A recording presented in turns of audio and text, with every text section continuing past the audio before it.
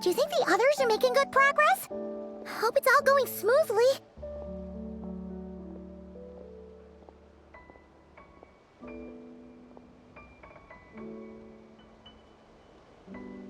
Oh, hey look!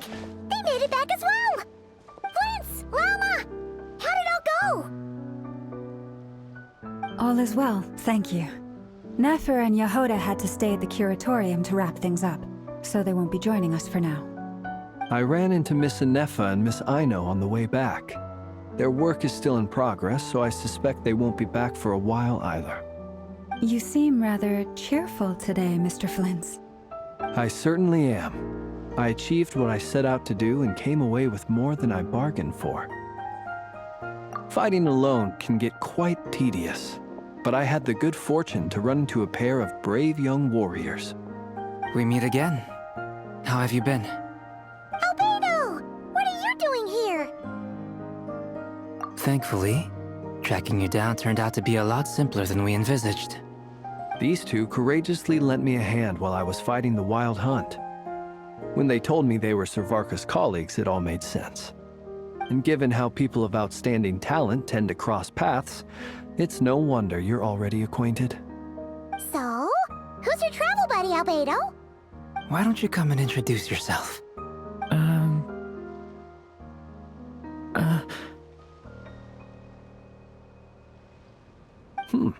A gentleman of few words, I see. And a rather stern countenance. I presumed you were acquainted with him. Is that not the case? It's nice to meet you. Again. We've technically met before. Wait a sec! You're Minnie Durin! That's right. It's me. I'm glad to see you again. By the way, he says it's okay if you drop the mini. Yeah, I'm not as mini as I used to be. Interesting, isn't it? The first step towards blending into human society appears to be reflecting on whether one's name really reflects who they are. Wow! You look so different! In a good way, of course.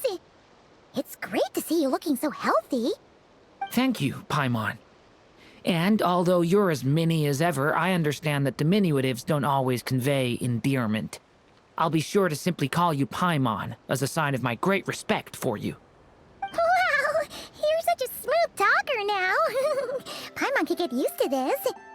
From now on, you may refer to her as your esteemed guide, Paimon.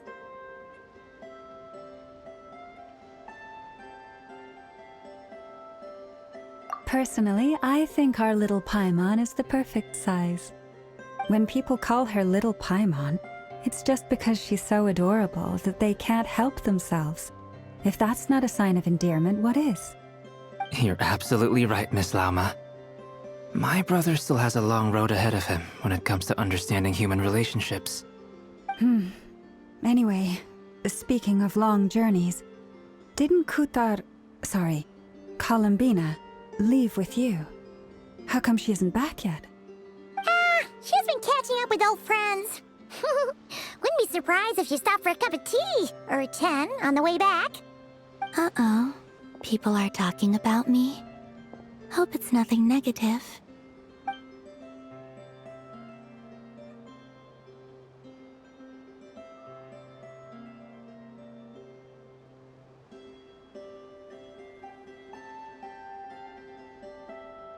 Judging from your expressions, I'm guessing it all went well?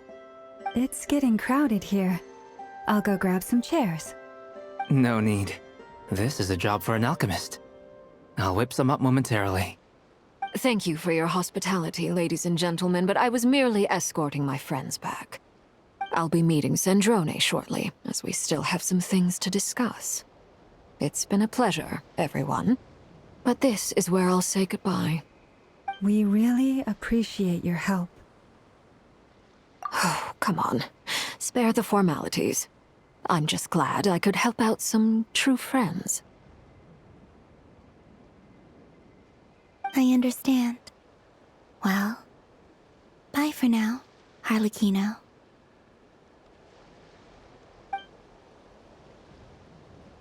Oh, this place is hopping. It's probably a good thing one of us left. Otherwise, we might not fit all these people in. Are you saying we're about to run out of chairs? As a matter of fact, I am. Come on in and see for yourself.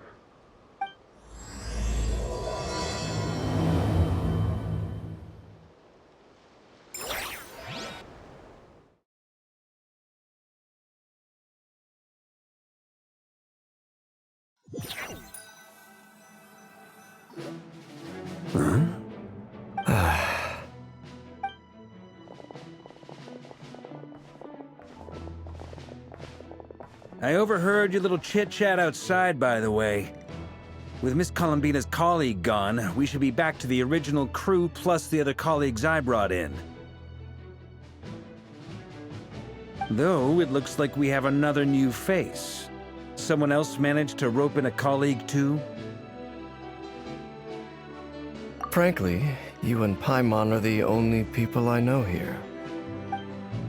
This here is Deansliff, colleague of Tibet's greatest guide, Paimon, and greatest adventurer, the Traveler. Well, not exactly colleagues, more sort of friends. When someone else jumps in to do the announcing, you know you're speaking to someone important. Let's hear what he has to say. Note to self. Once Paimon knows your name, the rest of the world will soon follow. When he comes looking for us, it's usually something important. Paimon's guessing you've heard about the Wild Hunt, then. From the looks of it, you're about to hold a meeting. If I were to say that the Wild Hunt is our mutual enemy, would that earn me a seat at the table? As the saying goes, the enemy of my enemy is my friend. Mr. Dainsliff, there's a seat with your name on it. Though, I can't promise the same for everyone else. Hey, Albedo, think you can rustle up a couple more chairs? After all this time apart, Grandmaster Varka's first order is to rustle up a couple more chairs. I've missed this. Is he being sarcastic? Hey, he's your brother. Why are you asking us? I've still got a lot to learn about the nuances of human conversation. Trying to decipher Albedo's way of speaking has been like jumping in at the deep end. Oh, good point. Paimon gets you now. Don't sweat it. There are people who go their whole lives without getting the hang of it. You're ahead of the game already.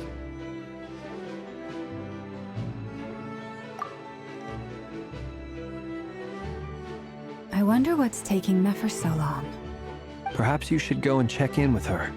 If anyone can hurry her along, it's you. I just got back from the curatorium. Besides, aren't you curious to see what's taking her so long? Miss Nefer doesn't strike me as the type to share secrets. And since gathering intel is her specialty, I'm guessing she'd prefer to keep her methods confidential. Under such circumstances, would it not be tactless for me to impose? Oh, but it's fine for me to impose. What can I say? You have an unrivaled ability to garner people's affection, Miss Moonchanter. Besides, you have far more in common with her than I do. All right, then. Impressive. She barely fought back at all. I admire your powers of persuasion, my friend. As I'm sure Miss Lauma will realize soon enough, the trick in life is to always pitch in with other people's responsibilities so that you can be selective with your own. Another trick is to simply hide in the background. Spoken like a true sage. Anyway, looks like we've got some time to kill before the meeting. Let's take a little breather, folks. And feel free to chat amongst yourselves. We'll get down to business once the other two arrive.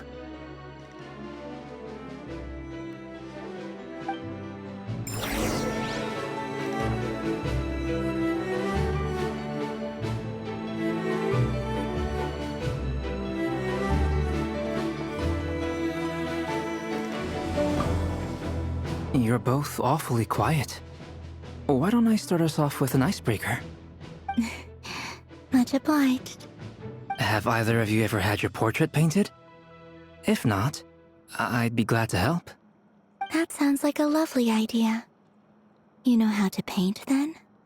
I dabble occasionally. He's an excellent painter. Tables, chairs, people, dragons, you name it. He'll paint it for you. I'm flattered. If I ever get the chance, I'd like to give it a try myself. I'll bear that in mind. Anyway, how about you, Durin? What sort of portrait would you prefer? Oh, I'd be fine with anything. Whatever style feels best to you. Very well. Then I'll play it by ear. You can replicate any style I want? I can try. If you show me a sample, I'll do my best to match it. Thank you. In that case, I'll dig up some reference material for you.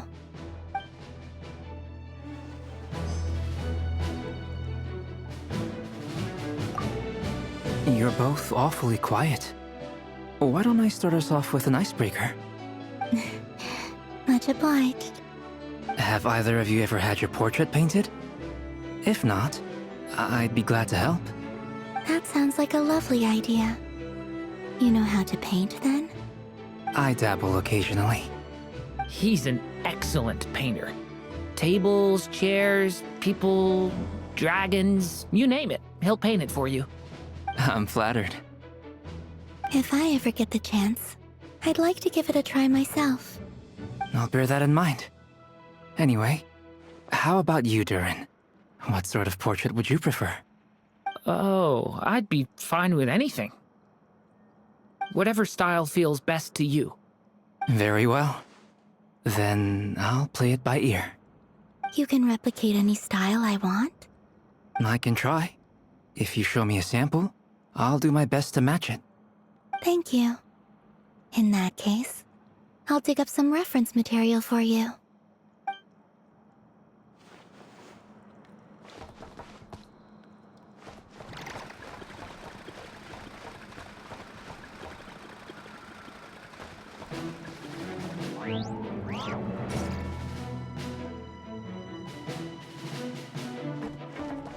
Is there something you'd like to say to me? Yeah! For starters, why'd you just show up here without even giving us a heads up? If you think back to our previous interactions, you may recall that that's hardly out of character for me. You do have a point there. Oh yeah! You'll need to find somewhere to stay the night too, right? Want to tag along with us? You never know. We might get a group discount. Sure, let's do that. Great! Paimon will handle it! And in return, we can get Dainslift to be our very own personal bodyguard. If that's what you had in mind, you should have said so sooner. I'd be happy to help. Oh, okay then. Paimon was only kidding, but good to know. Anyway, since we're all here together, we might as well watch each other's backs. That's just what friends do, right? Indeed. Thank you.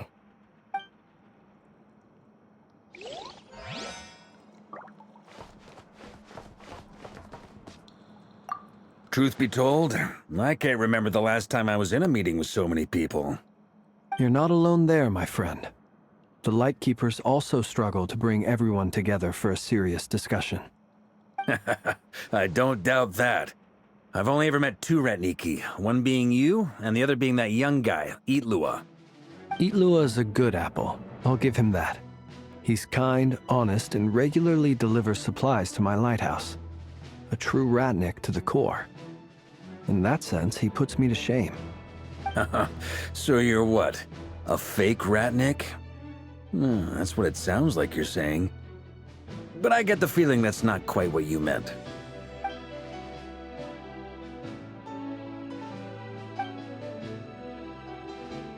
Come on, why the awkward silence?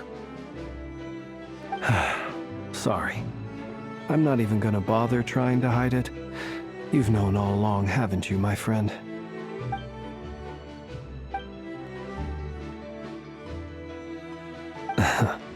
Now that was an awkward silence. Let's just keep this between ourselves. probably best if Eloa doesn't know, huh? That goes without saying. Gotta be careful what you share with youngsters, after all. Anyone else in the know? Let me guess. The Traveler and Paimon? It's dangerous being too sharp for one's own good, you know. Then, in the name of the Animo Archon Barbados himself, I swear your secret's safe with me. When we went for drinks, you said that you and Barbados were practically best buds. In the light of that claim, do you really expect me to take your oath seriously? Of course. Just as long as you don't go spreading around the fact that I'm close with Barbados, all right? Fair enough, then. Nothing like a bit of mutual leverage to seal the bonds of friendship.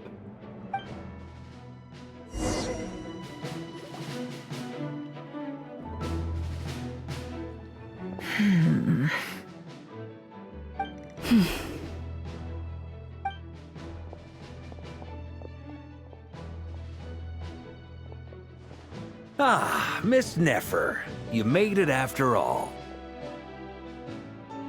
But what about Yehoda? I'm here to give you an update on how things are going on our end. Once this is over, I'll be heading straight back to continue my work. I left Yehoda back at the Curatorium to watch over things while I'm gone. So much for just this once.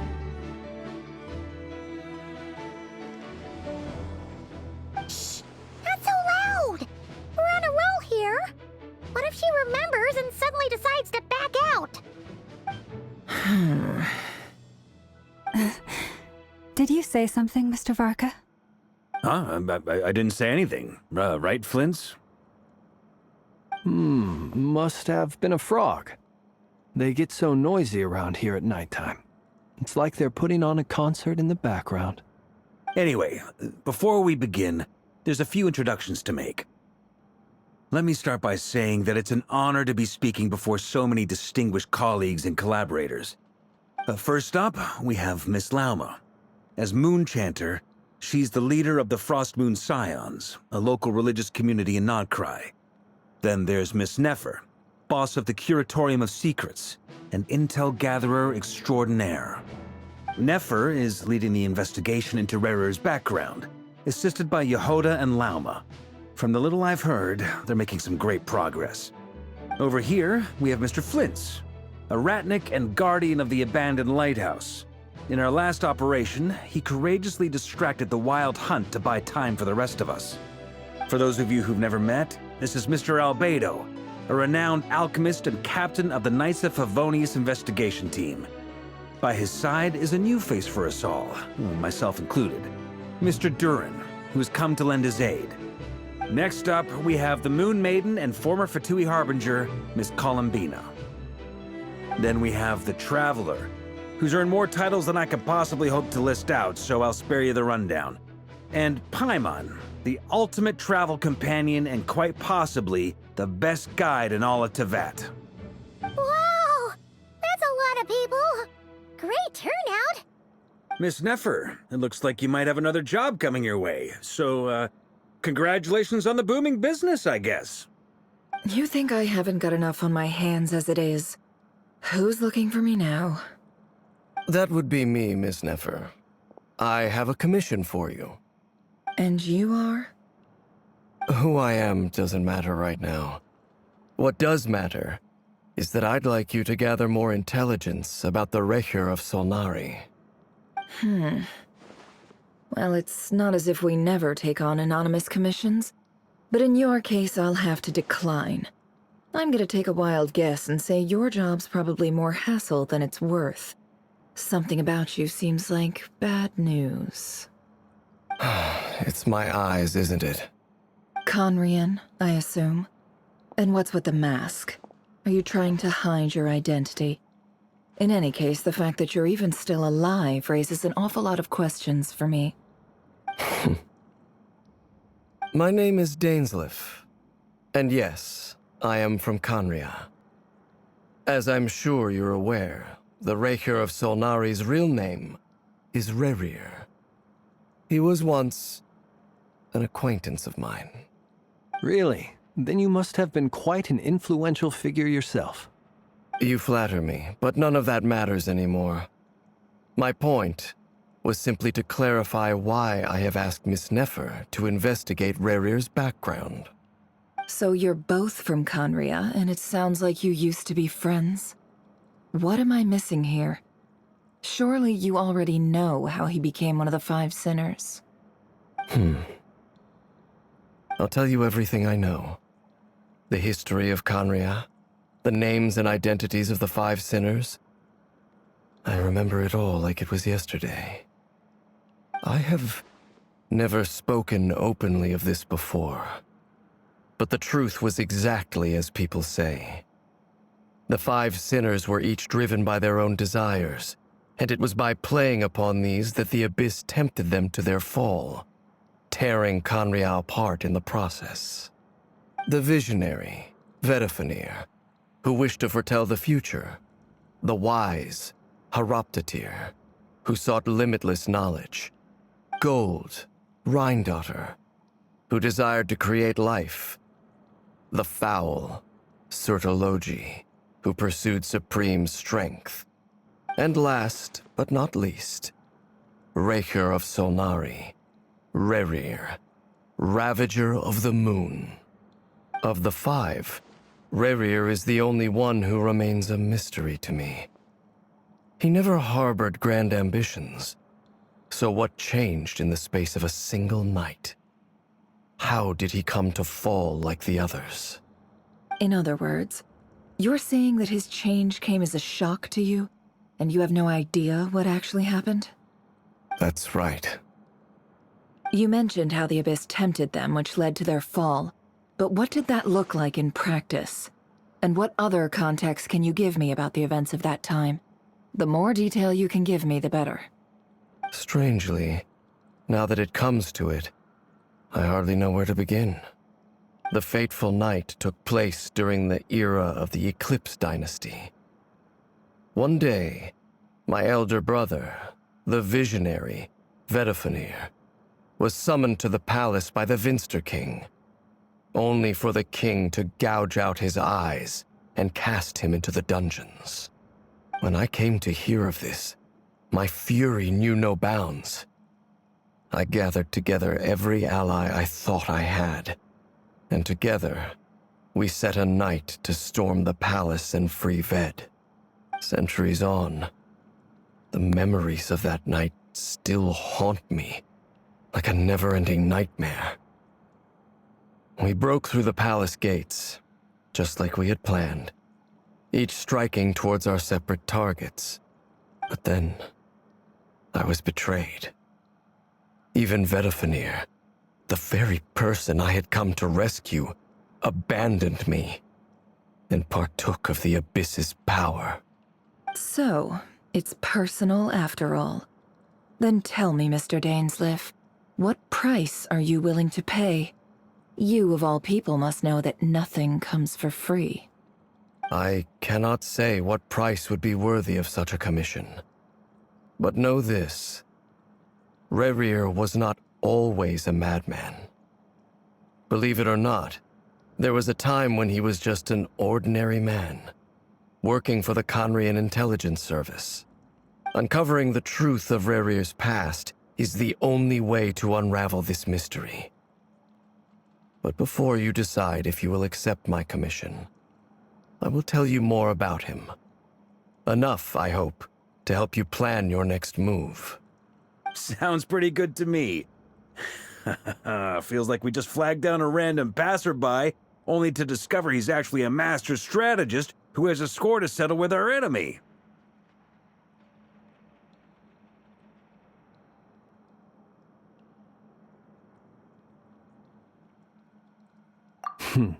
Can I borrow your halo?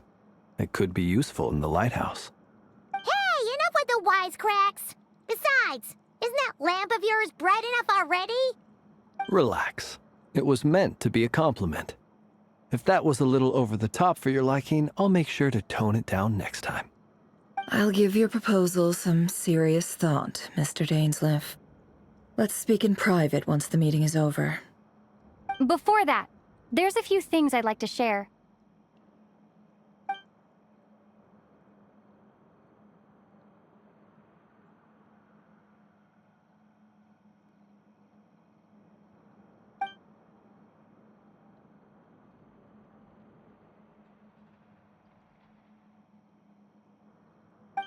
Now that we've united the hearts of the three moons, your power should be greatly enhanced. But it seems like that hasn't happened yet?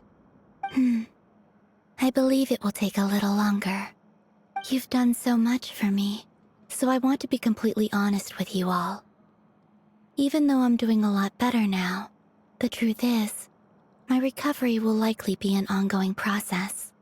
From the moment I was born, my power has been slowly ebbing away.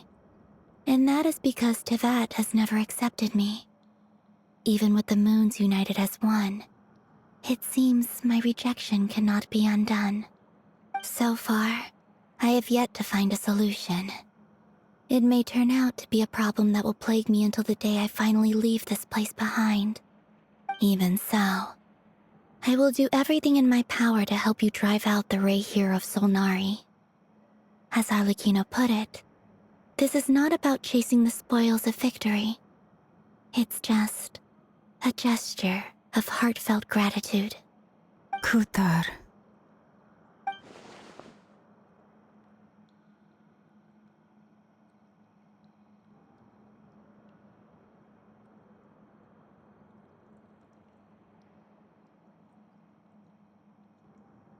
Defeating the Ray here of Solnari will be no easy task.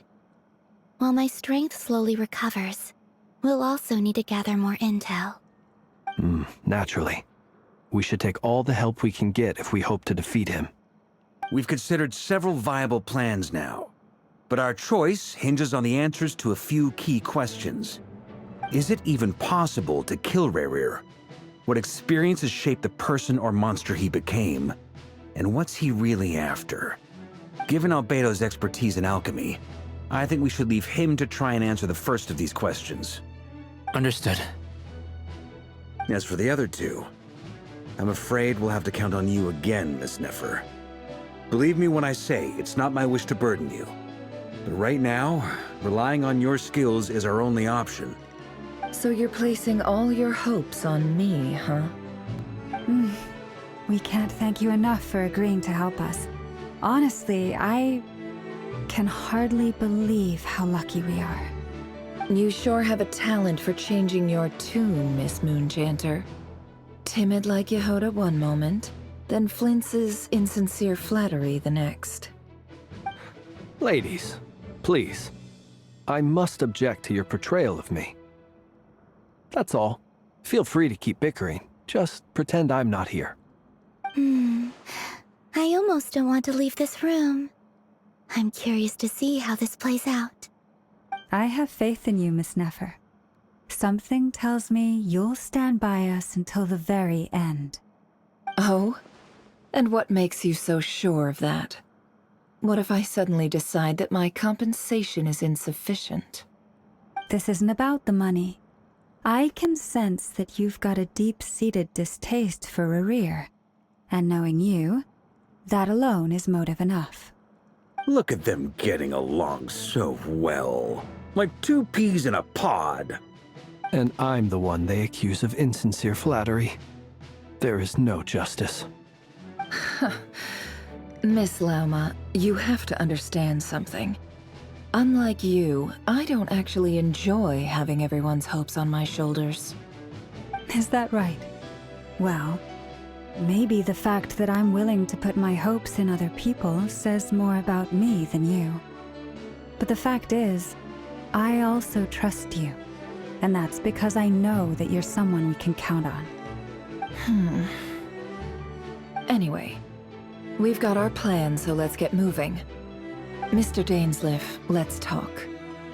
And Traveler, once we're finished, if you've nothing else planned, I'd like you to come with me. This whole experience is teaching me a lot.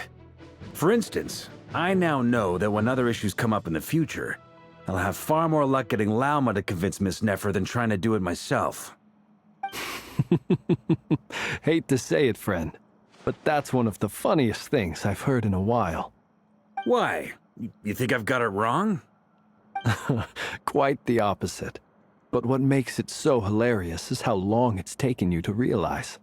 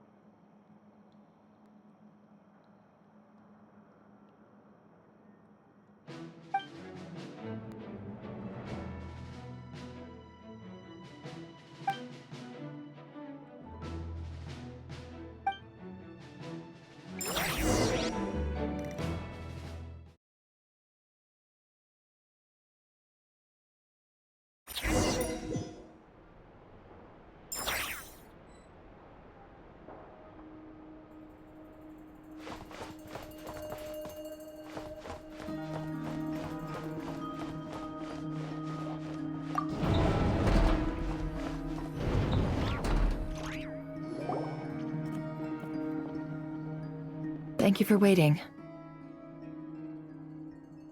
It's okay. We actually used the time to help Dainsliff get a room at the hotel. That's very considerate of you. Now, I trust you share my curiosity about Rarier's past, and you seem fairly familiar with Mr. Dainsliff already. We spoke at some length after the meeting. He was the one who suggested I should invite you to join this operation. He feels confident that these secrets will be safe with you. Dane has a lot of faith in us, that's for sure. Likewise. I appreciate that you got right on board without interrogating me about why I invited you. It shows that you trust me to explain everything in due course. That's because we know what you're capable of. We appreciate you too, Nefer. You might have been forced to help in the beginning, but this time, it was your choice. That's one way to put it. Another is this, that once a decision's been made, it's set in stone. After that, my only goal is to see it through. Alright, so here's how it is. I'm going to access Rarier's thoughts again using my confidential method. Now, I'm sure you've seen things like this before on your travels, so you're surely well aware of how dangerous it can be. The reason I've gathered you all here is to ensure my safety during the proceedings. I plan for us to enter the fragment of his consciousness together, and once inside, I will focus on searching for information. Think of this as a diving expedition into someone's brain. If I'm the diver, you are my safety equipment, tasked with keeping me alive while I'm under the surface.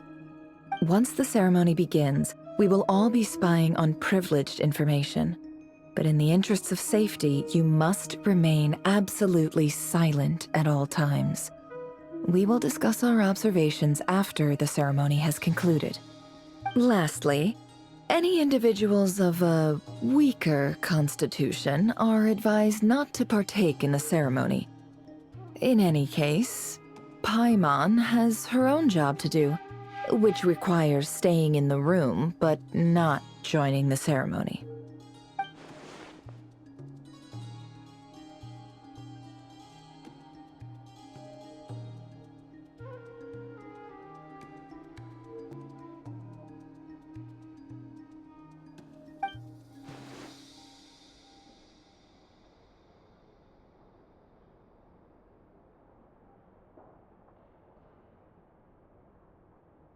Well, good luck, everyone. Sounds like all Paimon can do is cross her fingers and root for you guys. There's a little more to it than that. I was being serious when I said you have a job to do. While the rest of us are inside Rarier's mind, it's imperative that we have a team member on the outside. In the event that something goes wrong, you will be our first responder. I don't anticipate any issues, but the extra level of safety will be greatly appreciated. I second that. This is a dangerous operation here, and you're our whole rescue team. That's pretty much the most important job in the crew. So, Paimon's like the lifeguard? Yeah, that makes sense. All right, got it. Good. Please, take a seat. We'll get started momentarily.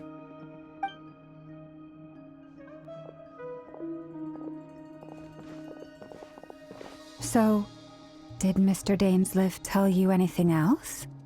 He told me that he believes Rarier kept some big secrets in his life. He's not sure that they were the cause of his eventual downfall, but he's asked me to uncover what those secrets were all the same. But surely you're not planning to go through with this, no matter the cost. If you think that, you'd be overestimating me. I'm a businesswoman, not a mercenary. But I do have my own professional reasons for taking this job. You think I'd turn down the opportunity to get a first-hand glimpse into Conrian history? No chance. Well, as long as you don't let morbid curiosity get in the way of safety concerns, we're good. We'll do whatever we can to help you. You're such a killjoy.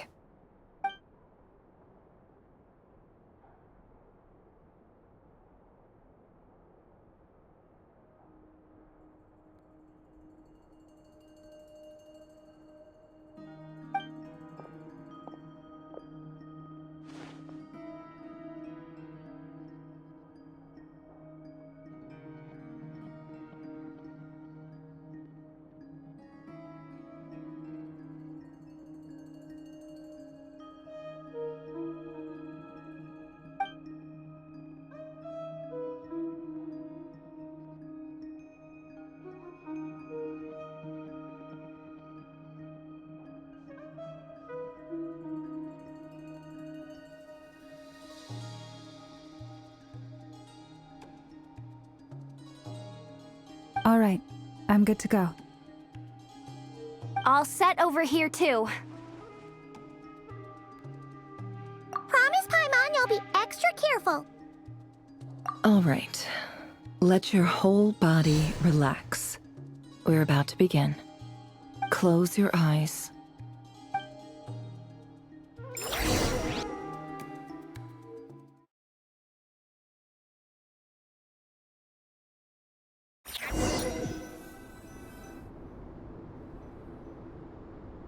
Phew. Could this be his office? Pretty standard setup. Bookshelves, paperwork, files.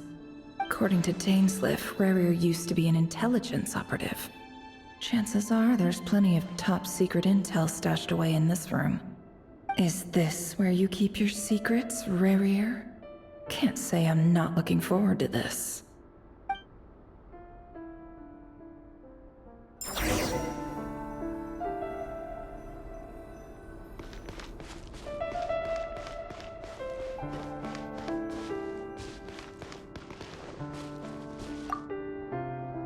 Wonder what kind of encryption technique this is. Seems like it has to be inserted into that camouflage device nearby. Aha! It's an audio recording. Please, hear me out. I can't shake this feeling that someone's been spying on our house. No, I'm not being paranoid. It's true. I saw someone dressed in all black. It was a couple of days back, but that was on another street, not near my house. I swear, I know what I saw! There's a note in the margin. Surveillance of the Runfather residence has concluded. We apprehended the target and filed the mission report last night. Could the voice in the recording belong to one of Rarier's targets?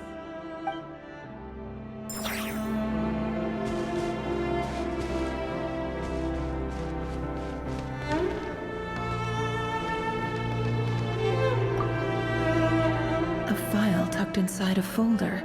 The title reads, Dear Breakfast Shop Owner. It's a list of names. But at this stage, I have no idea who any of them even are.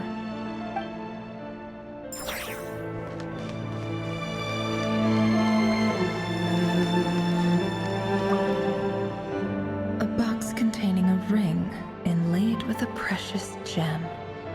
Must be for his girlfriend.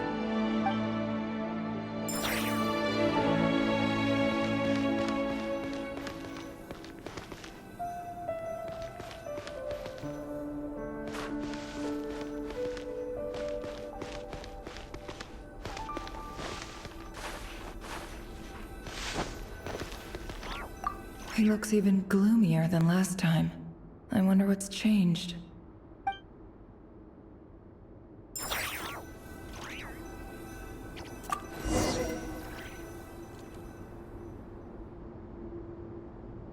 Today's files are in. Time to wade through them, just like usual.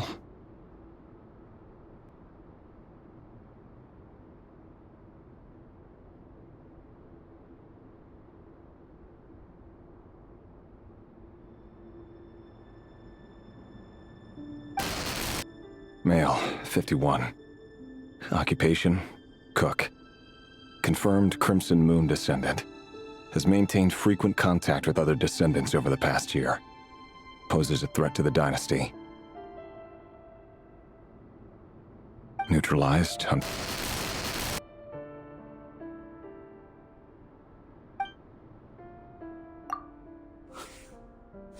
This one should be archived under purged targets.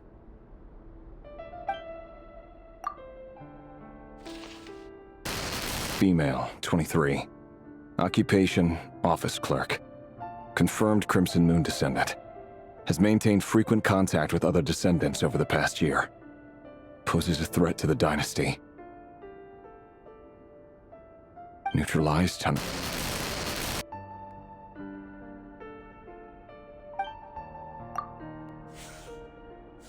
Another one for purged targets. Sounds like she was that other man's daughter. Never mind. What's it got to do with me?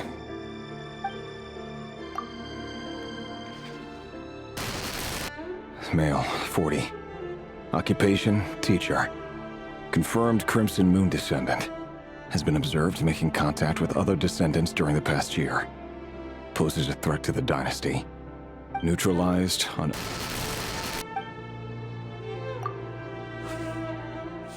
Just another nobody for the archive. Come to think of it, I remember surveilling this man. A case like his never would have been considered a priority in the past. Huh. He barely even interacted with other Crimson Moon descendants.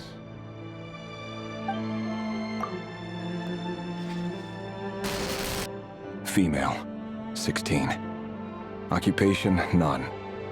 Orphan and confirmed Crimson Moon descendant. Has been observed making contact with other descendants during the past year. Poses a threat to the dynasty. Neutralized on... Filed. I have no recollection of this girl. None whatsoever. She doesn't seem to be anyone important, but then again, how many of them really are?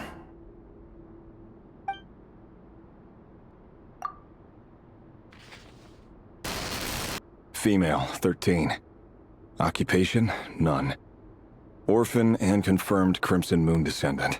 Has been observed making contact with other descendants during the past year. Poses a threat to the dynasty.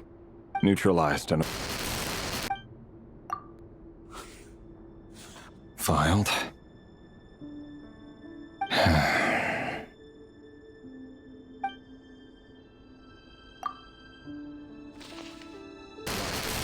Male, 11.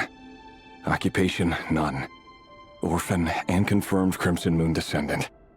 Has not been observed making any contact with other descendants during the past year.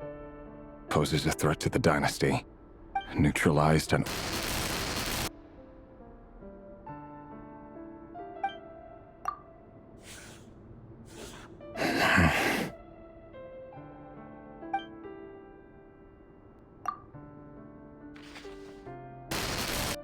Male.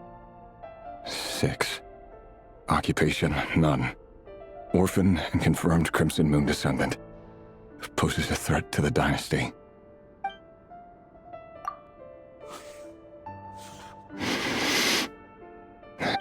It's funny, isn't it? Your job is becoming both harder and easier at the same time, depending on how you look at it. Sooner or later, the Crimson Moon descendants will be completely wiped out. But as their numbers dwindle, they become harder and harder to track down. That's not how it is. Fortunately, however, most of the able-bodied adults have already been taken care of. The remaining weaklings will be increasingly easy to deal with. No! No. My job is to ensure the survival of the Eclipse Dynasty. And the only way to do that is by eliminating any and all potential threats. It's a perfectly legitimate line of work. Every single one of my colleagues can attest to my fairness. And if my friends were aware of the facts, I know they'd back me up too. Assuming, of course, that they were aware of all the facts.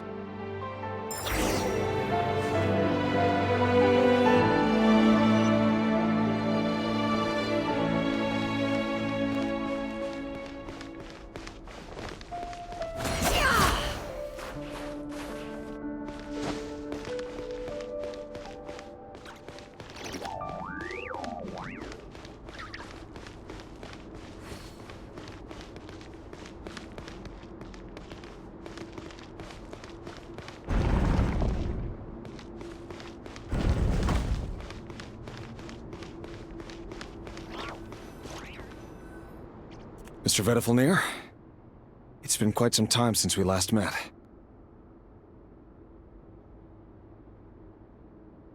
Revir, I trust you're here because you have something important to discuss.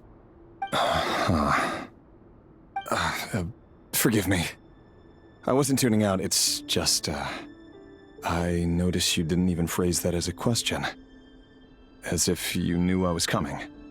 Tell me, does someone in your position ever feel the need to ask questions at all? It is indeed within my power to foresee certain things. Things like your arrival. I was just thinking. It won't be long before I'll be inviting both you and Dane to my wedding. That isn't a lie, but nor is it a fact as such. It's a wish, isn't it? No fooling a prophet, is there?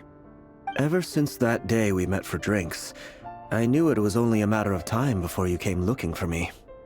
Does it feel good? Knowing how the future will unfold. I'm afraid the notions of good and bad fail to capture the complexity of what such a power entails. Once you've seen what will come to pass, it can be all too easy to succumb to fear and melancholy. Unless, of course, you learn to abandon these feelings.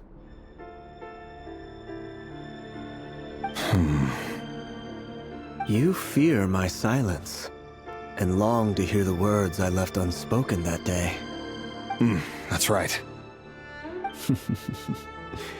You must have noticed my reluctance to broach the subject, and the reason is simple. Because the truth could never have lived up to your hopes. For both our sakes, such words are better left unsaid. The burden of prophecy was never meant for your shoulders. So who exactly do you deem worthy to hear your prophecies? None but our exalted king? Or rather, our king as he once was. You're closer to his majesty than I am.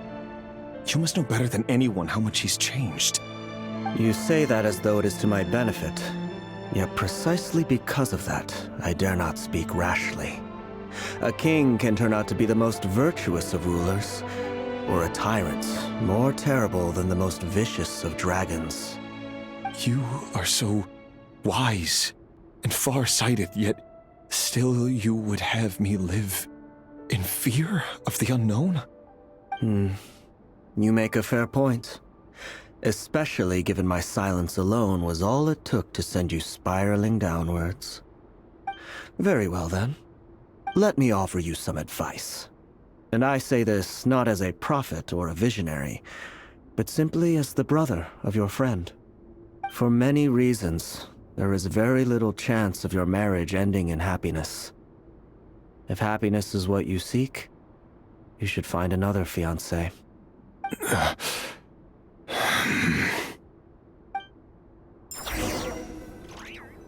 Hold on. There's that same black fog again. Could this memory belong to Thelindis? Guess I better tread carefully.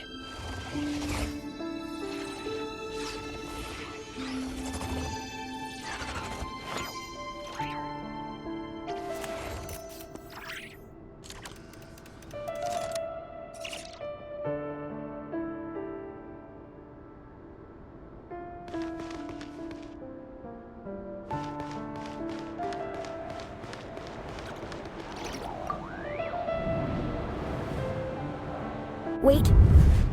Hear me out. This time we finally got a clear look at his face and learned his true identity. His name is Rayrir, and he claims to be one of the king's guards. What did you say? A cruel irony, isn't it?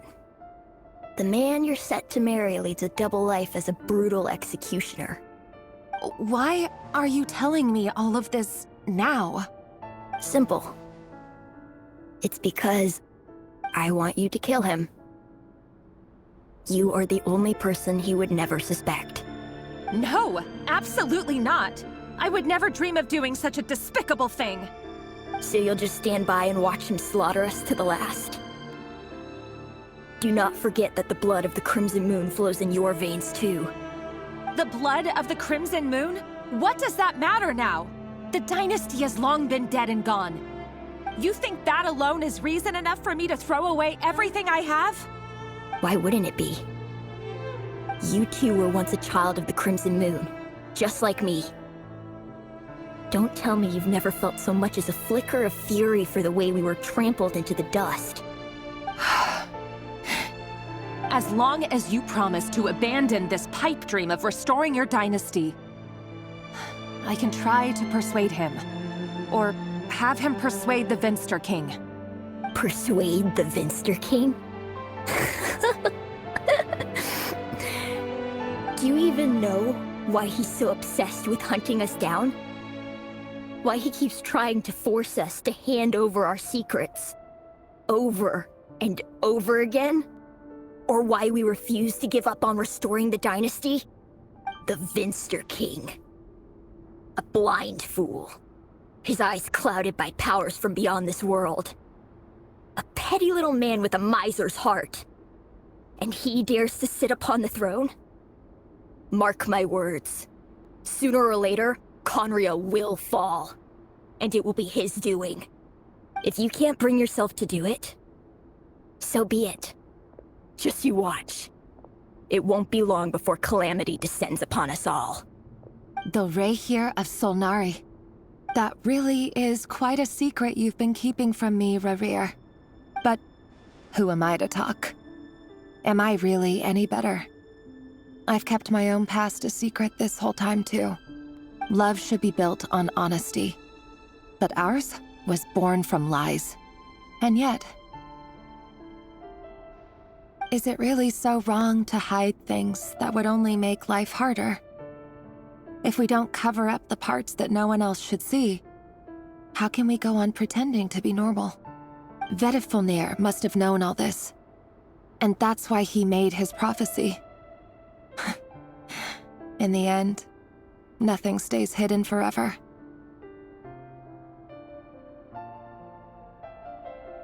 But I won't just sit by and watch this disaster unfold.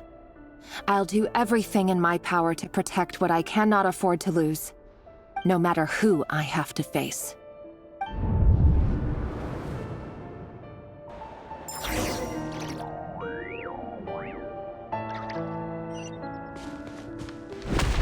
Huh? Was that Rarir who just walked past the window? Doesn't it give you the chills that he still takes the same road to work every day, as if nothing ever happened? Those people at the deli. Enough already. They're clearly pretty taken by their own disguises, so just smile and play along. Pull the rug from under beasts like that, and you'll risk having your throat torn out. Deli? Oh. They're talking about those people from the opposition. Right. I'd almost forgotten they used to run a deli. People of no consequence always vanish so easily. And no one even remembers them.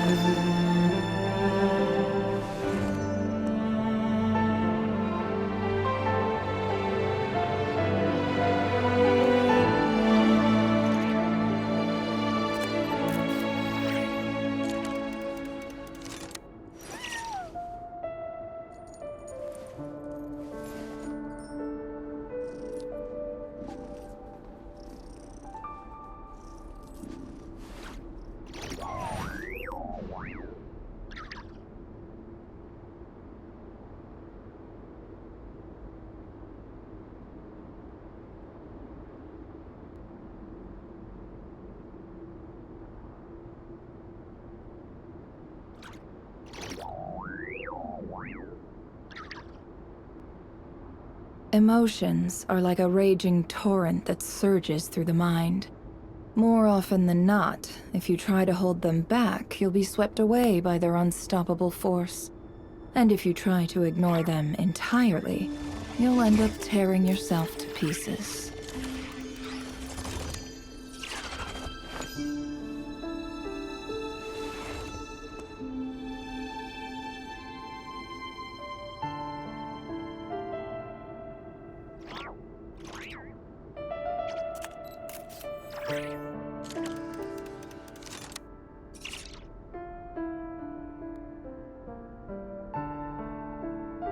Don't trust your eyes uncritically. People only see what they want to, so don't be your own fool.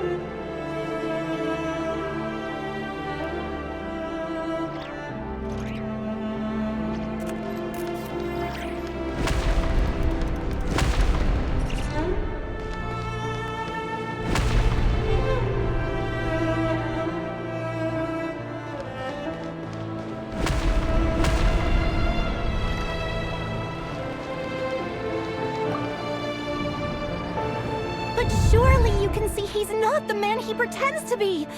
So many have died already, and they say that the king's madness grows with each passing day. We're not going to survive this, are we? But why does it have to be this way? Do we really deserve to die just because of the blood that runs through our veins? Felindis, are you even listening? Sorry, Freether. My mind was off wandering. I heard you, though. You're talking about what Rerir said. He's just following the king's orders. He's a secret agent, and it's his job to hunt down rebels and dissidents. By the time you first met him, he'd already taken lives. Maybe he was using you from the very beginning. No. Rerir has no idea I have anything to do with the Crimson Moon. My family are only distant relatives of the main lineage, and besides, my eyes are perfectly ordinary. Truth be told, apart from my teacher, pretty much no one knows I have any connection to any of it. It's been a long time since my family severed ties. But as Orlog said, who could possibly talk sense into that raving lunatic of a king? No one. I'll work something out. Trust me, I'm with you all. But for now, you need to keep yourselves hidden. Don't let anyone find you, anyone at all. Don't forget that Rerir is an Eclipse operative.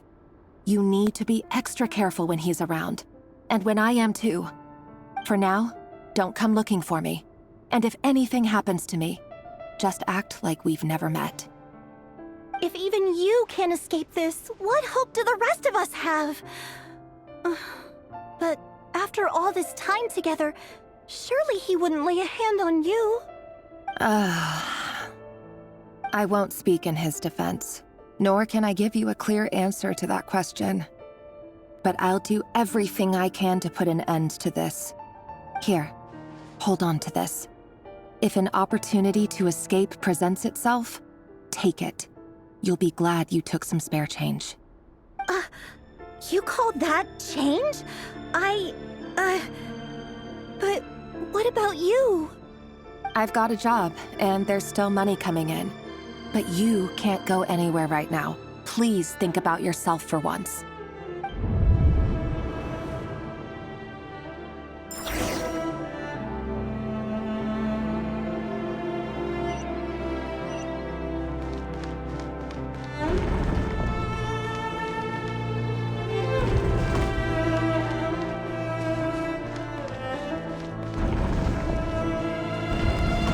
Another day, another round of assassination training. Training ground is just beyond this hidden passageway. When you kill a person, doesn't it bother you when you end up covered in their blood? Why would it? Aren't we all just walking blood bags? But not everyone is accustomed to hunting down others like prey. For so long now, you seem to have forgotten that most people don't just go around killing one another.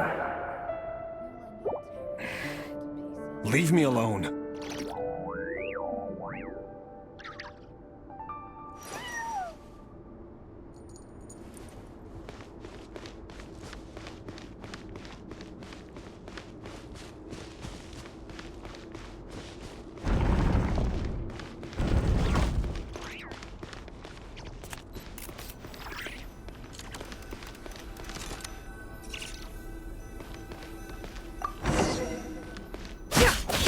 Make sure you have a firm grip on the handle. Then choose your angle well. Keep your movements light and brisk. And the prey won't sense a thing. I doubt that. I'll bet no one's ever died a quiet death at your hands. I work clean. No traces.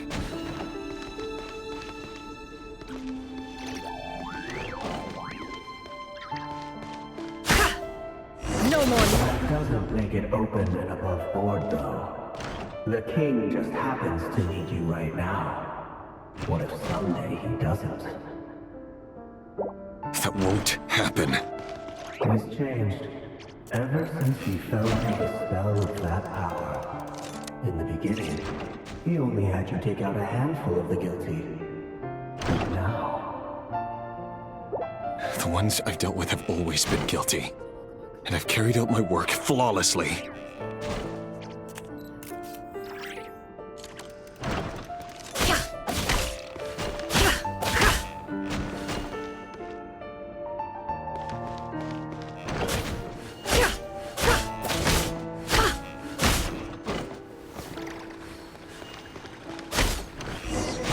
You know why Felinda's didn't accept your proposal, don't you?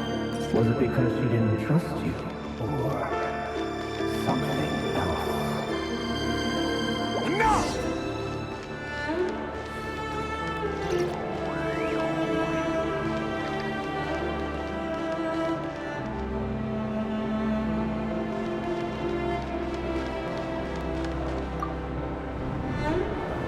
Delindis, do you still remember Orlog? Orlog. The boy who was pretending to sell flowers. You spoke for quite a while, didn't you? Yes, we did. What about him? He was arrested 2 days ago. Chances are he's already dead. He... I just don't get it! After everything he's done, why do you still stand by him? Or does it mean nothing to you that people keep dying? No, that's not... Just hear me out. I need to go now, Thelindis. They're looking for us. You take care too. If you ever need a place to hide, come find us.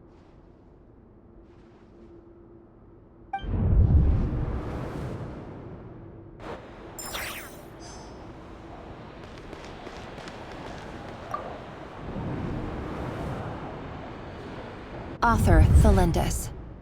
Over the course of this week, the research object was subjected to interference for a total of 47 hours for experimental purposes.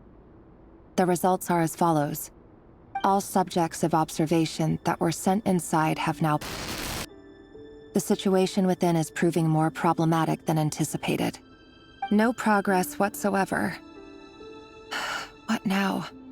Won't you give me even a glimmer of hope?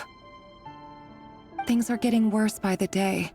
I have to find a way or we'll all be in danger.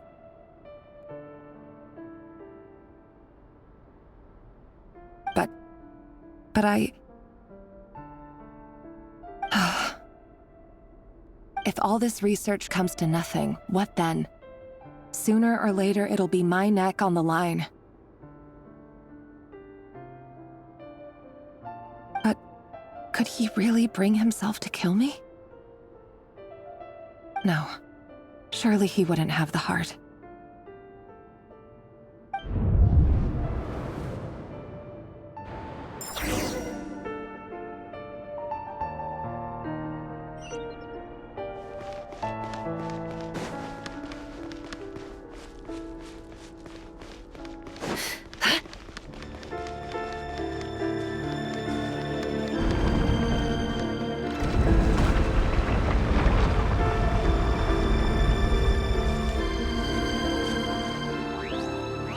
Why won't you just let us go? We don't even know each other. All we want is to live ordinary, peaceful lives.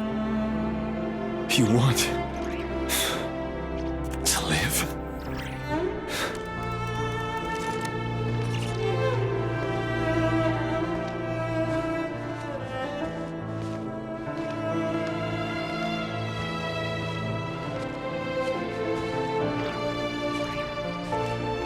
Yes. I just want to go on living. Is that really such an unforgivable crime?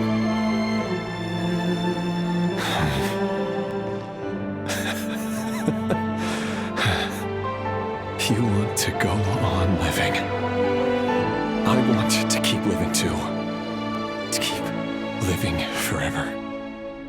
That's why I have no choice but to continue on the path I'm on. If only some savior would suddenly swoop down and change the way the world is. Too bad that's not going to happen.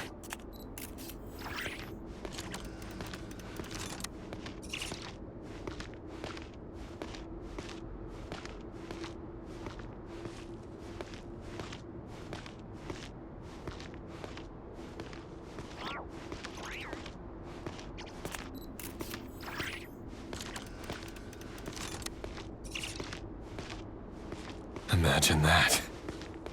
If there really were such a person, you and I wouldn't be standing here like this, would we?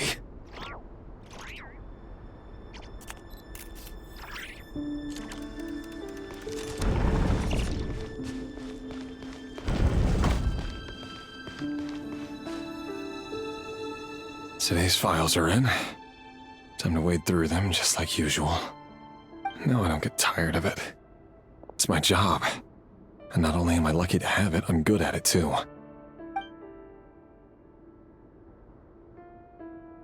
Huh. Wait. That's... Thalindis? No. No! No! Why? But you bear no mark of the Crimson Moon. How could you possibly have anything to do with them?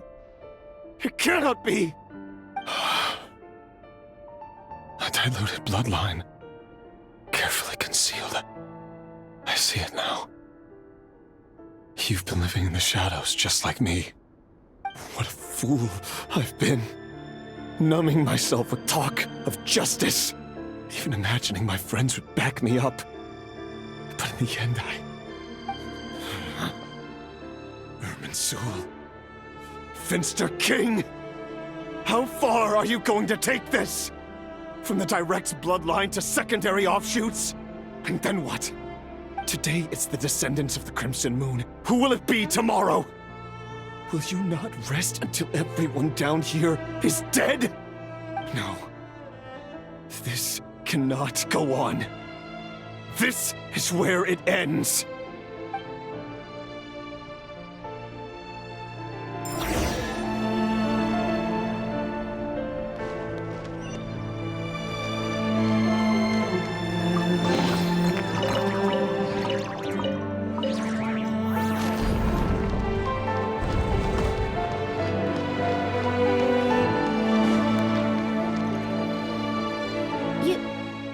You're really letting me go? I am.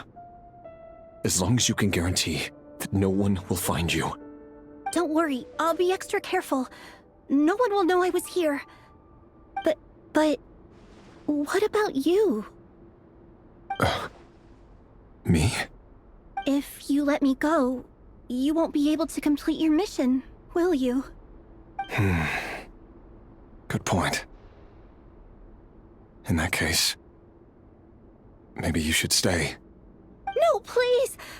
I just want to see the outside world again. To... Go on living? Yes. I know you're a man of your word. So please, just let me go. If I let you leave, what will become of me? Just kidding. Go, now. But remember, don't let anyone know you were caught. We'll be seeing each other again very soon if you do. Even shadows in the dark must live by a code. But you can't save everyone. You've been whispering in my ear for days now, Vedifalnir. What are you trying to do? Break me down? I only say this because you long for an answer to your problems. Let her go, Rerir, or you risk losing everything. I will not abandon Thalindis. Then you'll need a little more vigilance and a lot more power. The world is changing, Rerir. Keep your eyes peeled for your moment of opportunity. That voice used to be so unclear. But now I know exactly whose it is. It's Vedifalnir. He won't tell me how to actually resolve any of this, but he keeps trying to manipulate me like a puppet.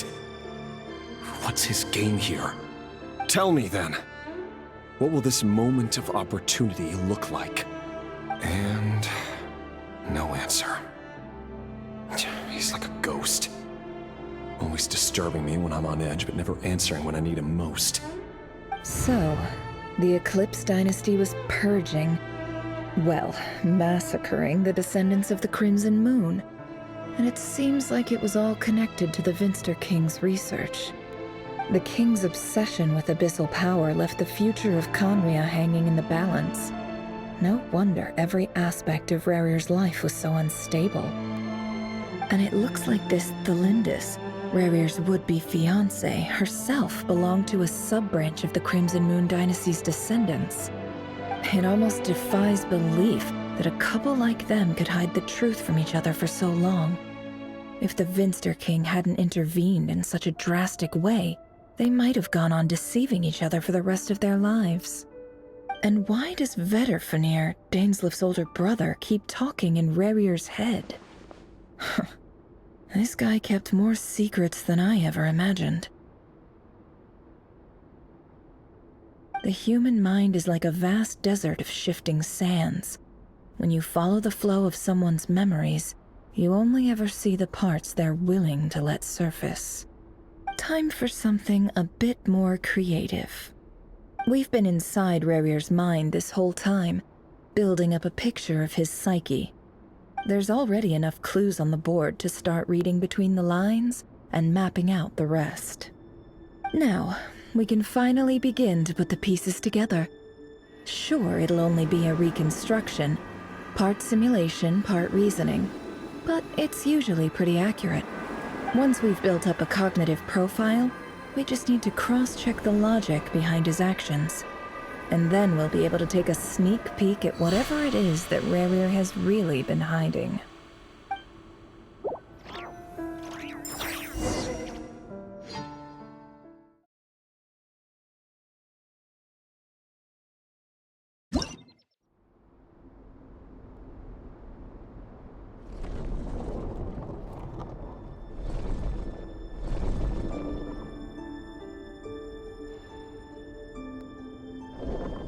Rarir, are you there?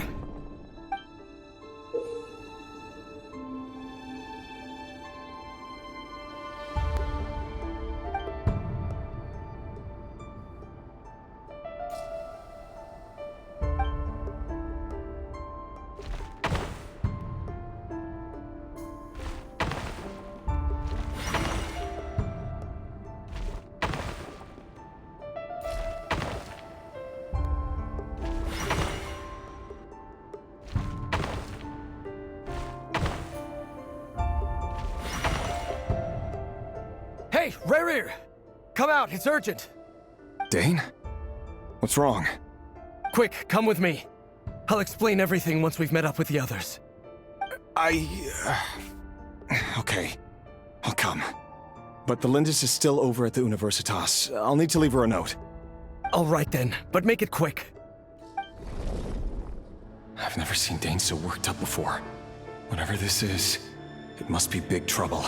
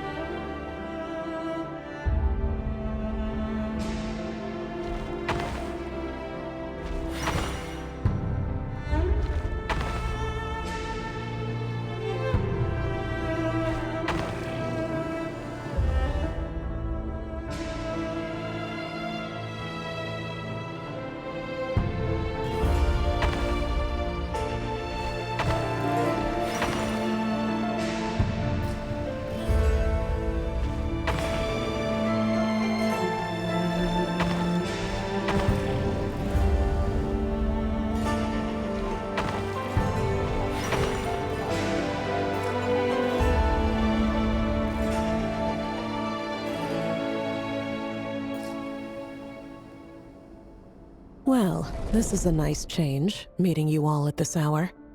When men and women of ambition can speak face to face in broad daylight, I say that's a big step forward for our dear Conria. Don't be ridiculous. We do not fear the day. Why would we seek refuge in the night? You might ask your blade that same question. I'm told it prefers the cover of darkness. The word on the street is that Sir Delogi only strikes when he has an unfair advantage. but that is patently false. I see you're missing an arm and a leg. Surely only a fair fight could explain that. If this is your way of offering me replacement limbs, believe me, I'll take them. Oh, we can certainly discuss that. With bioalchemy, anything is possible. Assuming I have your full support in my research. Lunatic. Robtatir, what brings you here? Why, Dainsleif, of course. He invited me. Please, cast aside your apprehensions, Miss Rhindaughter.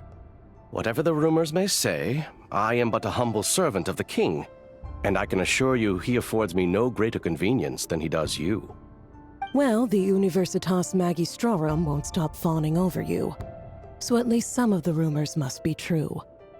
You're clearly doing well for yourself, so drop the humble servant act. It endears you to no one. You're president of the Universitas Magistrorum, the chief royal mage known as the Wise by royal appointment, and by far the most favored among the 4 pillars of Conria. Vice President Veit doesn't even try to hide his envy when he sees you. My success is the product of hard work and good luck. It's as simple as that.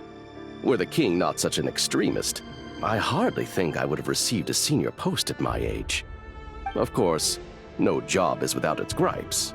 Serving a king like ours can be a challenging task, as I'm sure you can imagine. And as for Efterveit, in missing out on the presidency, he's dodged a mountain of stress. Like everything else in life, it comes with pros and cons. You're all here. I apologize for the short notice, but it was an emergency.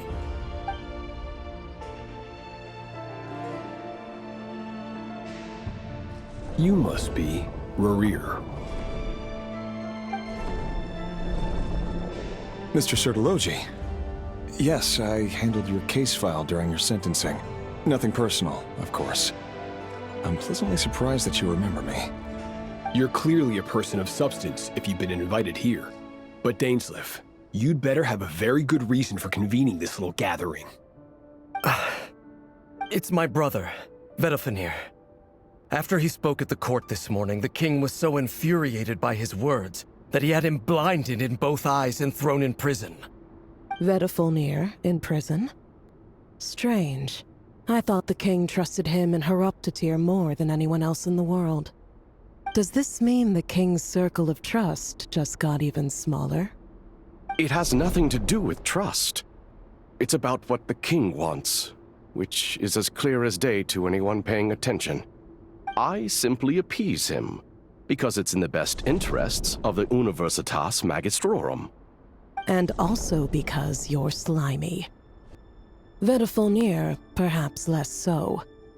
But still, a visionless visionary? It rather inclines me to think that qualifications are not what get you ahead in Conria. Do you honestly think this is an important discussion to be having right now? Dane, what are you planning to do? Rescue Vedofenir, I assume. Correct. It will mean storming the palace by force. Tonight. I need all of you on my side. That's far too dangerous. And don't forget, Dainsleif, you're captain of the Royal Guard. You swore an oath to the throne. Hmm? You've been planning this for a while, haven't you? I have no desire to commit treason. But whatever critique the king may have of Vedofenir, disfiguring your most loyal subject for putting the best interests of his court and nation first, this is not the conduct of a wise ruler. My blade will force the king to see the error of his ways. So, Vedofenir's prophecy enraged the king. I'm sure it wasn't what he wanted to hear, but if he won't take counsel even from the visionary, that is deeply troubling news. The extent of His Majesty's madness is now all too clear. The question is, how does a man like me get out of this situation unscathed? You have noble ambitions, Dane, but I'm afraid they don't do much for a guy like me. I'm not interested in saving the world. All I want is a letter of pardon. A letter of pardon? For whom?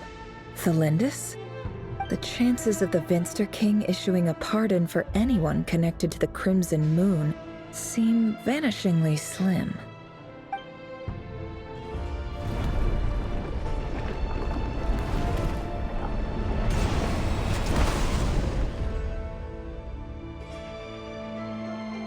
This black fog over the board must have some connection to Thelindis.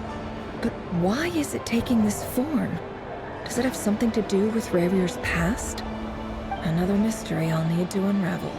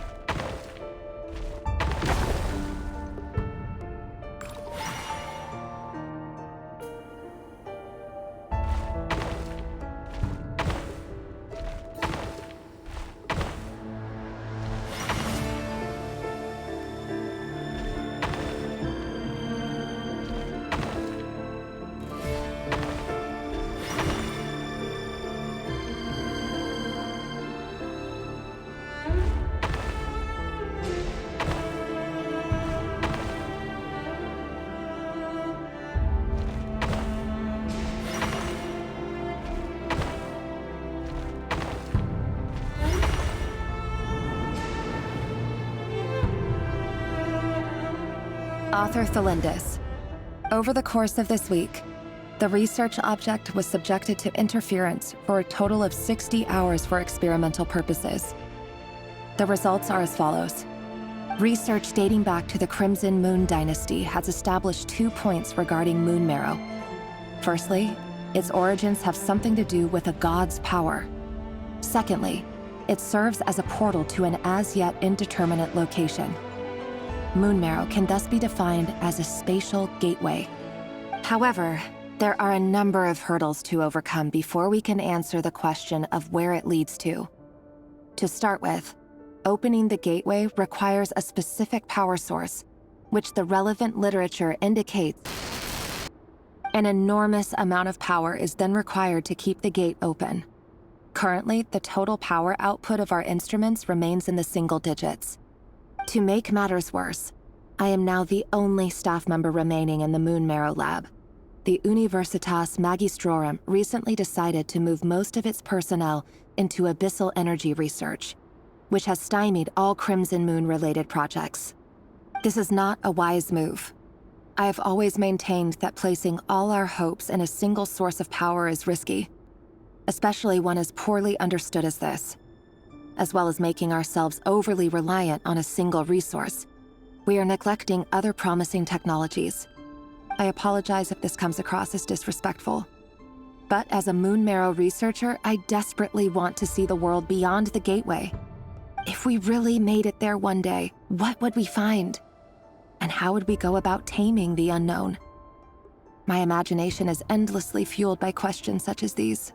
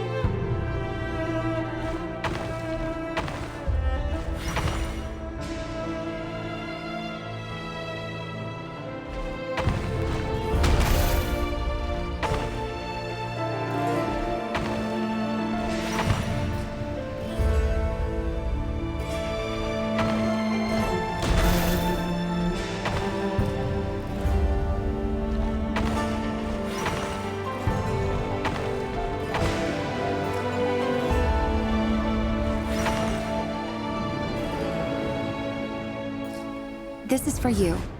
I heard you're gonna leave the city with your parents. Thelindis, did you hear about what happened? I've heard nothing.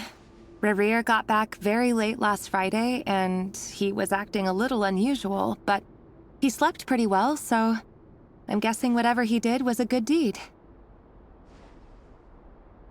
You never saw him, and I don't know what he did. And this conversation never happened. You understand? What if he finds out that you pried into his secrets? Don't be silly. I don't know what secrets he does or doesn't have. All I know is he's just a normal guy who happens to run some errands for the king. Are you scared of him? I don't know. The Rerir I know doesn't match the person you all describe. Logically, I should be scared of him. And yet, I don't want to lose him. But enough about that. You should get going, and be careful with the package I gave you. Keep it secret. Keep it safe. What's in it? A piece of the moon. All you need to know is that as long as you keep it safe, then in the future, everyone will be able to see a red moon. A red moon? You mean our moon? That's right. Our moon. Promise me you'll look after it. I promise, Thelindis. The Crimson Moon bloodline will never die out. Its light, the color of blood, will become like a fire that flows in our veins, no matter how long it takes.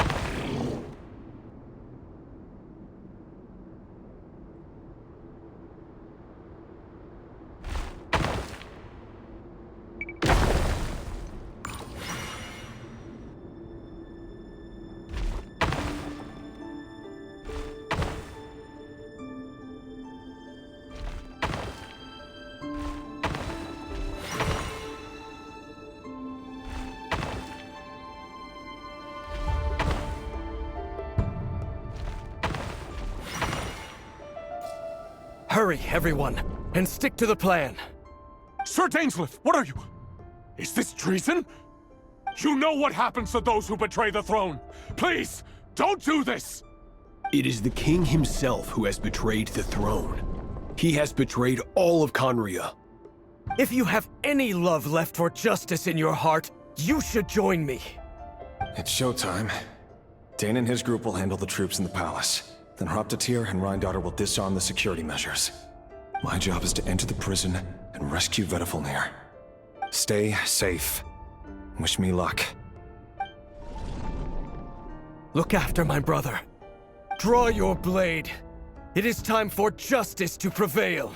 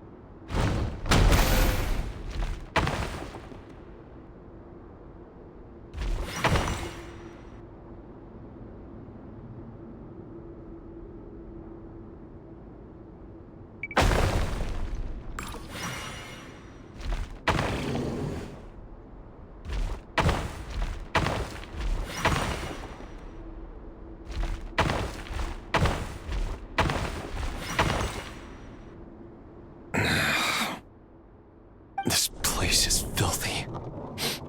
And the smell is abominable.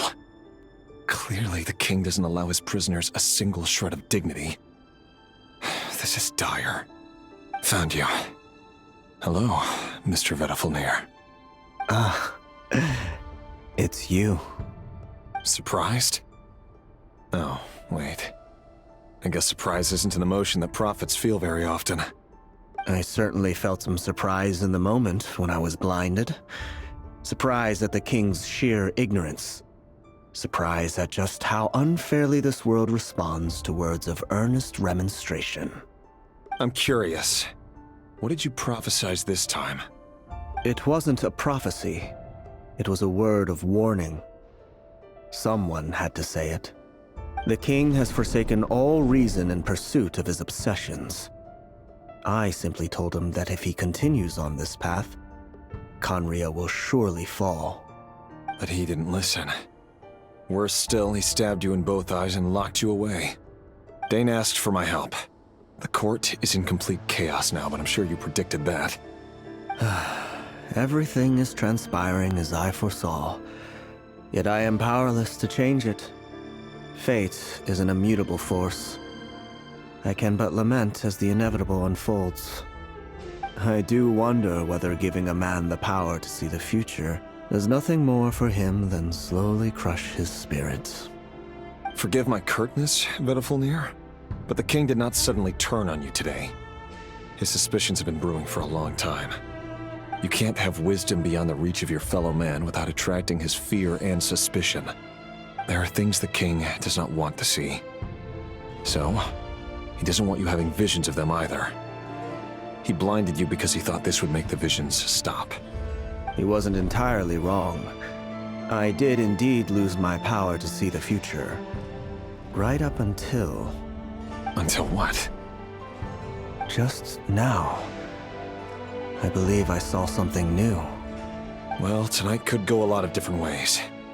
5 of us banded together to storm the palace, also we could rescue you. This will go down as the most tumultuous day in Conrian history. I sense hatred in you, but also hope.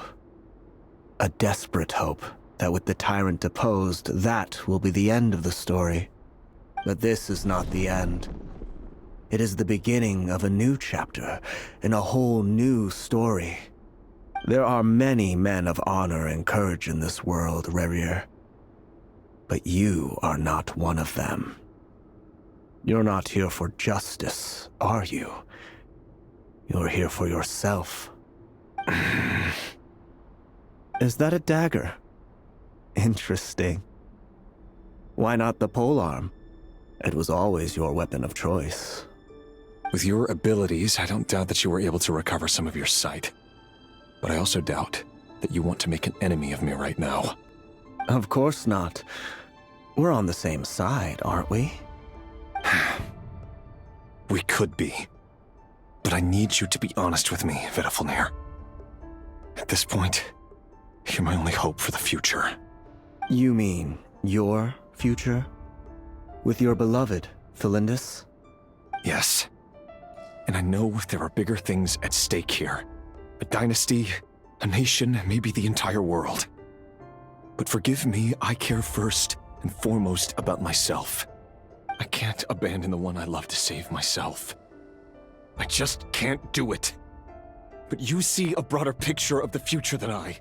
You see the solutions to the biggest problems of our age. So tell me, what is my solution? What's the answer? In matters of fate, answers are either right or wrong. What will be and what will not. Maybe you are willing to pay a certain price in the pursuit of happiness, but unfortunately, fate does not negotiate. That is the cruelest thing about fate. It is unmoved by your sacrifices.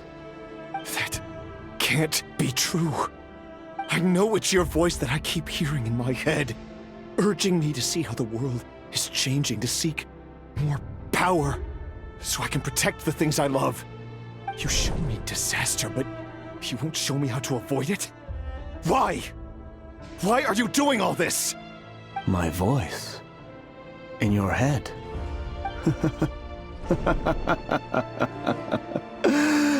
So, you hear it too. The voice that steals your mind, gains your trust, and drives you crazy. It turns out that we are not so different, you and I. Vedafilnir just broke into the strangest smile I've ever seen in my life, as if he'd discovered some monumental secret.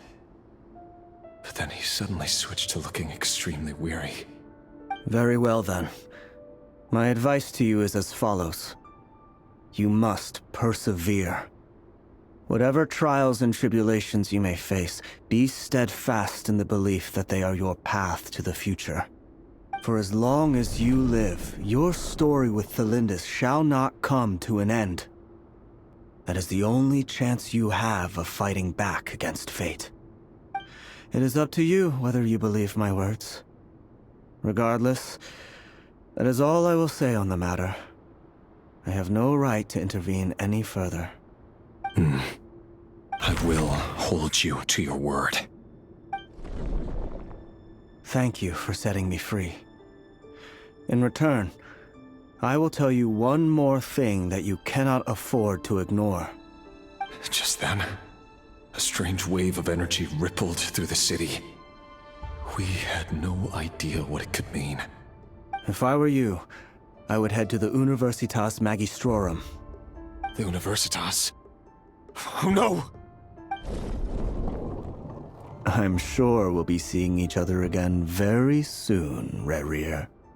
Whatever Vedafilnir said, I didn't catch it. I didn't even help him out of the prison. There was no time to lose.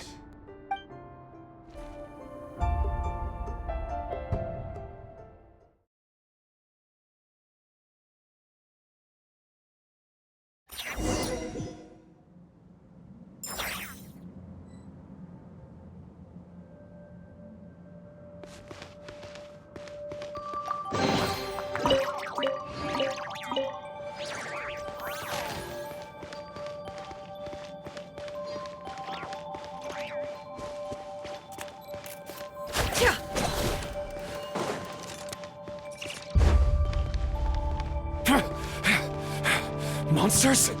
Is this Rhindaughter's doing? Or the Universitas Magistrorum? Out of my way!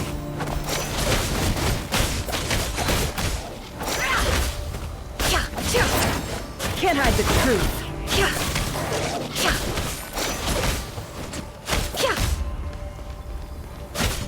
Teamwork is dreamwork! Wrath from the sky! stop me! Ugh!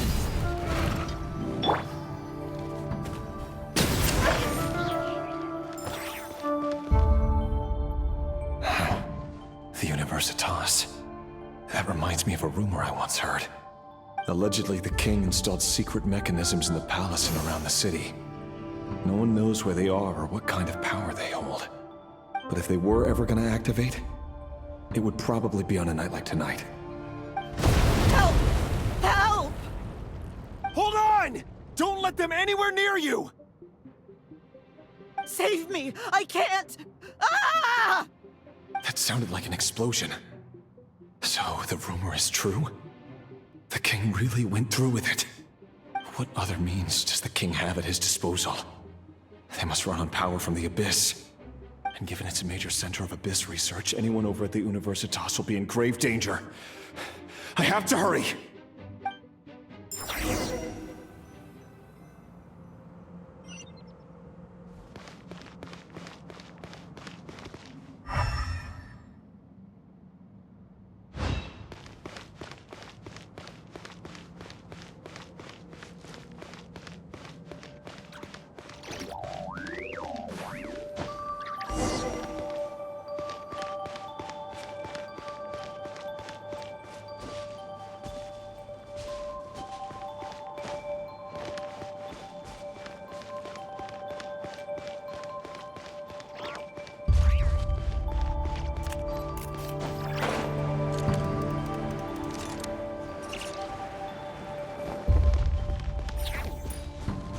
It all adds up. No more lies. Let the mountain's veins boil! Bring it! Eat lolling! Eat papa! Get him! Get to work! The deception ends here. It all adds up. Light of the blazing sun! Rev the engines! Incinerate! Letting brave names echo! Everybody stand back! Huh? You two! Time to end them! Light it up! Pyroclastic surge! Let the mountain's veins boil!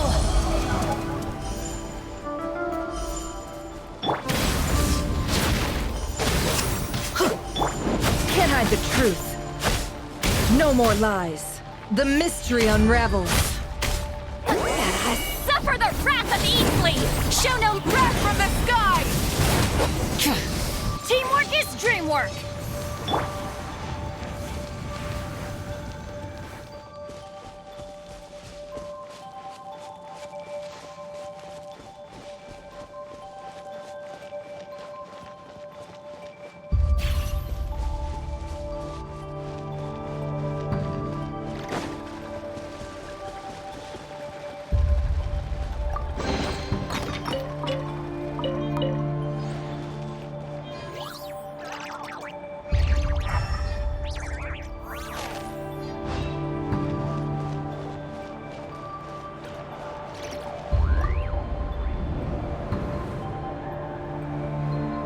Monsters! At the Universitas Magistrorum? Why now? Oh no! They're coming! It's no use. The table won't hold out much longer. The weapons. Where are the weapons? Of course. All the lab equipment was upgraded after the inspection last week, but the new weapons haven't been allocated yet. I'm done for. Is anyone there? I need help! Ah!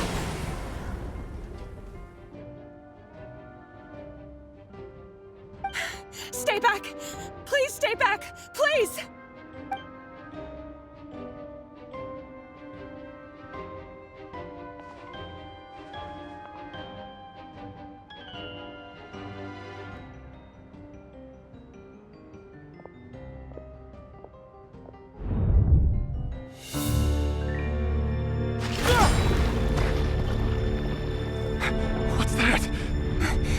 Red Rear!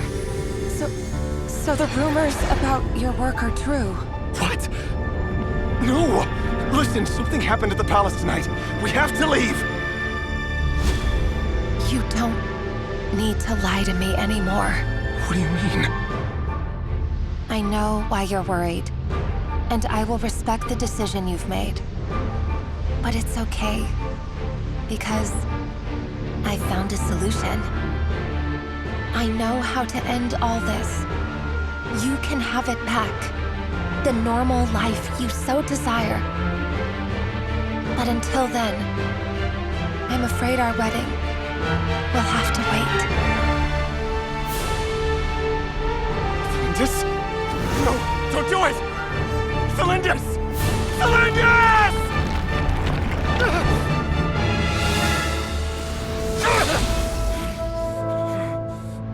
I told you, Rarier. Let her go. You will find someone better. No! No, I won't do it! I have to save her! By what means exactly? A lowly pawn. You lack the power and the strength of will. Do you know why? Tell me! Come to the palace. Join us.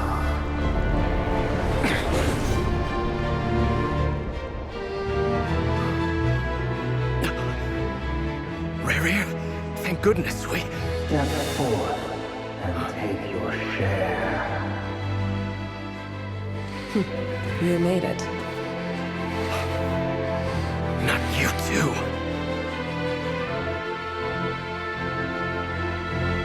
Hatred or grief, despair or desire.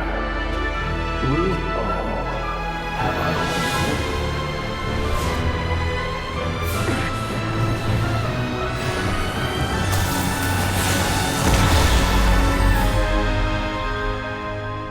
Rarier. Rarier. Celindus? Were you daydreaming?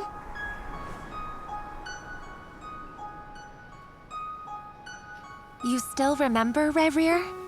That question you asked me a couple of weeks ago? Oh. You mean the proposal? Yeah. I'm wondering, where do you think would be a good place to discuss it? Maybe in the garden? Or were you thinking a fancy restaurant? It's your choice.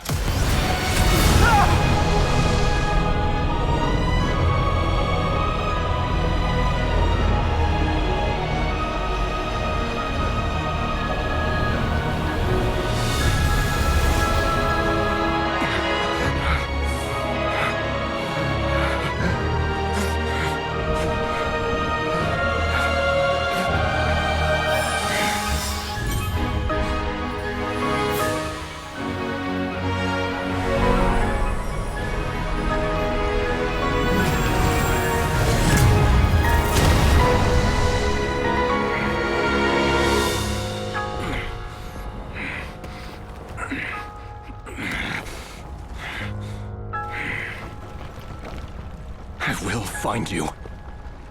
And then, you can give me your answer.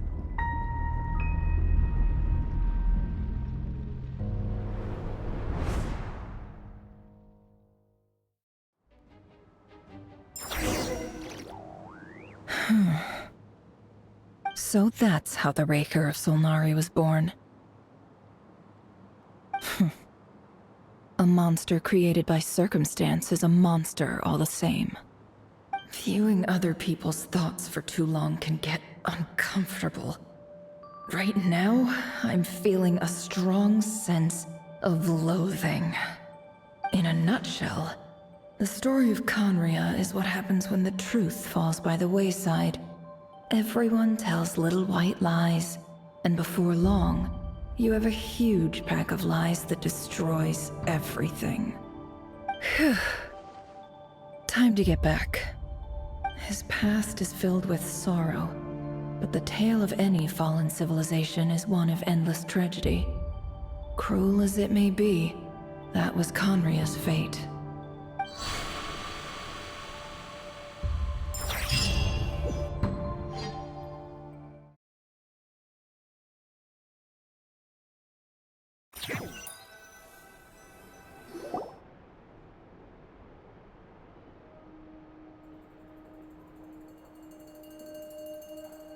Everyone, I'm back.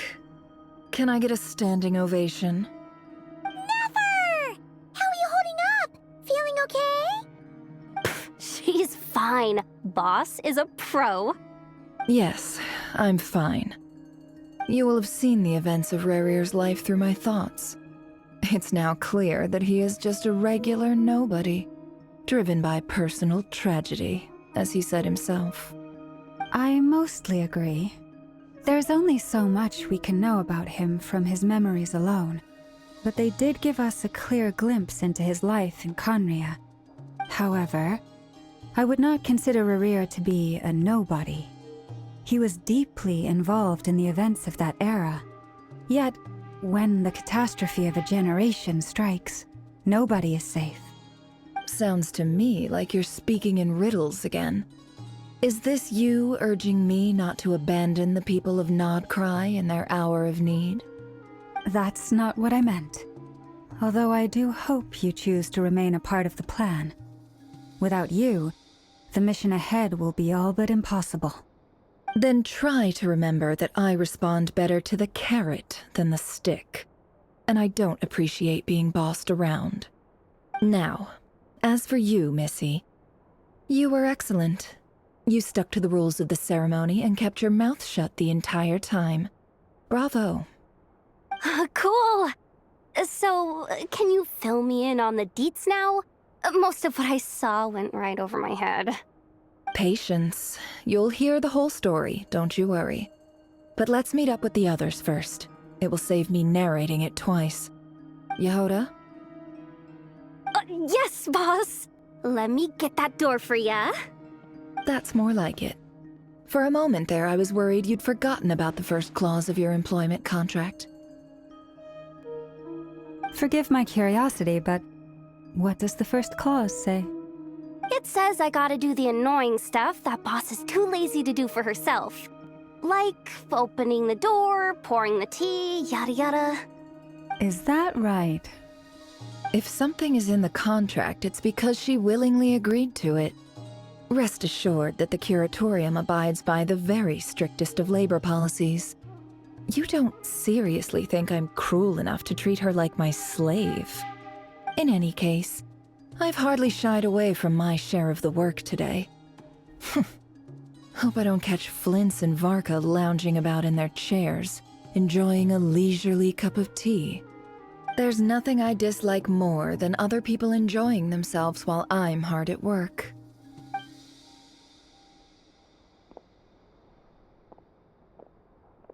Oh no.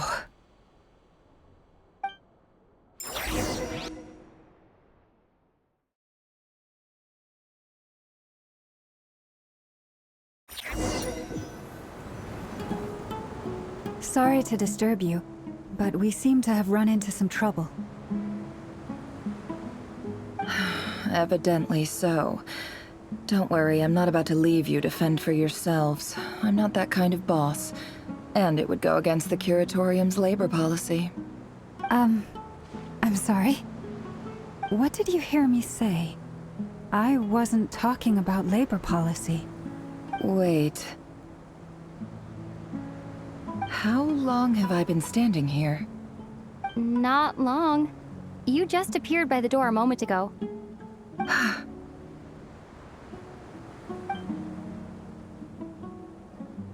Boss, what's wrong? You look like you've seen a ghost. We've been tricked. We never left at all. Somehow I hallucinated that whole scene back inside the office. Hallucinated? But how? How indeed. This place should heed my will alone. All thoughts and actions that occur in here are just a result of pawns moving across the chessboard in a carefully calculated manner. And nobody has access to this chess set but me.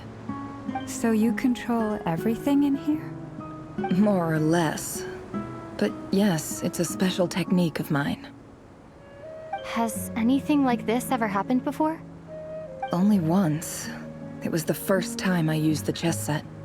Is there any similarity between what happened then And what's happening now? I suppose my thoughts are a little turbulent, which was also the case my first time. Is there anything I can do to help? The first clause of your contract clearly states that I only need your help with things that I'm too lazy to do myself. Meaning, you're not feeling lazy right now? Meaning, this is not something Yehoda can help with. The chess set is a personal treasure that I alone understand. I must be the one to find our way out of here. Boss, it's fine. Really. Let me do something useful. Oh, listen to you. Whatever would I do without you, Yehoda? What? Really? Yes, really. Where would I ever find another employee as obedient and servile as you? God forbid anything ever happens to you. Oh, okay. Well, anyway, I was thinking of fetching some water. There's gotta be a source around here somewhere. I suggest everyone finds someplace comfortable to take a rest. We gotta conserve our energy. Even though all this chess malarkey doesn't exist in a physical sense, mentally speaking, it's all real. And so is our tiredness and fatigue. You don't want to dismiss mental fatigue. Just because it isn't physical doesn't mean it's any less serious. But anyway, I got your backs, so don't worry about a thing. Don't I have the best employees? Jealous much? If we can find a suitable time, I'd love to borrow Yehoda for a day to help out at the Frost Moon Scions. Would you be amenable to that, Boss Nefer? Oh, Lauma. Have I ever told you just how pretty you are?